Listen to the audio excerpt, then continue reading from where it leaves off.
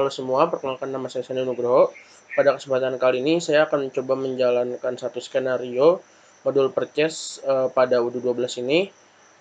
Untuk skenario-nya itu sendiri yaitu di sini saya sebagai staff purchase di suatu perusahaan. Lalu saya itu menemukan bahwa terdapat beberapa produk yang stoknya menipis. Lalu saya berinisiatif untuk melakukan pembelian untuk melakukan restock pada produk-produk tersebut. Nah, untuk melakukan pembelian tersebut, di sini saya akan masuk sebagai akun staff purchase yang sebelumnya telah saya buat. Selanjutnya bisa mengakses modul purchase. Nah, untuk melakukan pembelian ini, yang pertama itu harus kita lakukan adalah membuat dokumen request for quotation. Kita bisa klik di sini tombol create. Lalu di sini kita bisa masukkan data-data seperti vendor yang kita tuju. Di sini Azure Interior misalkan. Lalu produk yang akan kita beli. Di sini saya akan melakukan pembelian produk acoustic dock screens sebanyak 10 buah dan juga office chair sebanyak 10 buah. Selanjutnya bisa kita save. Lalu dokumen RFQ ini bisa kita kirim by email ke vendor yaitu Azure Interior.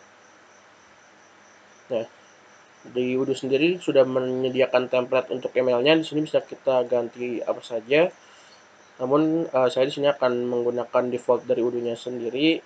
Lalu di sini juga akan tertera email dari vendornya dan secara otomatis akan melampirkan dokumen RFQ yang di-generate oleh UDU.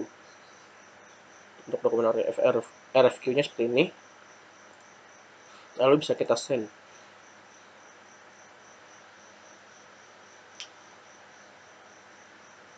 Nah, lalu biasanya setelah menerima dokumen RFQ, vendor akan mengirimkan kepada kita dokumen quotation yang berisi penawaran harga terhadap produk yang sebelumnya tertera pada dokumen RFQ.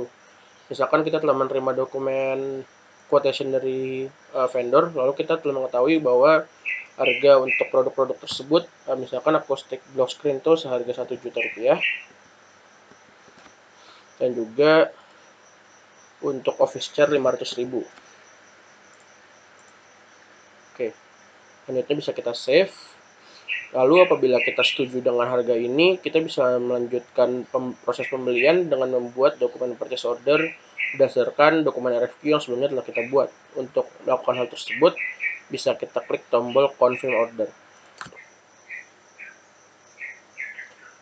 Oke, selanjutnya kita bisa mengirimkan dokumen purchase order ini kepada vendor sebagai bukti pembelian kita. Sama seperti tadi bisa di send by email, lalu akan terlampir juga dokumen purchase order-nya.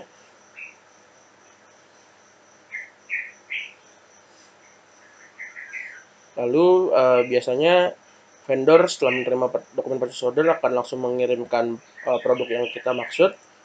Lalu setelah beberapa saat mungkin produk tersebut sudah sampai dan perlu dilakukan pengecekan oleh inventory atau staff warehouse. Di sini saya perlu login lagi menggunakan staff inventory yang sebelumnya telah saya buat. Selanjutnya kita bisa akses modul inventory. Nah, di sini tertera ada satu receipt. Nah, ini itu receipt-nya berdasarkan purchase order yang sebelumnya kita buat. Lalu di lapangan bisa kita cek apakah jumlah dari produk yang kita terima itu sesuai dengan purchase order atau tidak. Lalu jika misalkan sesuai, bisa kita edit di bagian down. Ini misalkan jumlahnya semuanya sudah sesuai, yaitu 10 dan office chair-nya juga 10. Oke, selanjutnya bisa kita save, lalu bisa kita langsung validate. Oke, jadi untuk proses pembeliannya sampai situ saja. Dari saya sekian, terima kasih.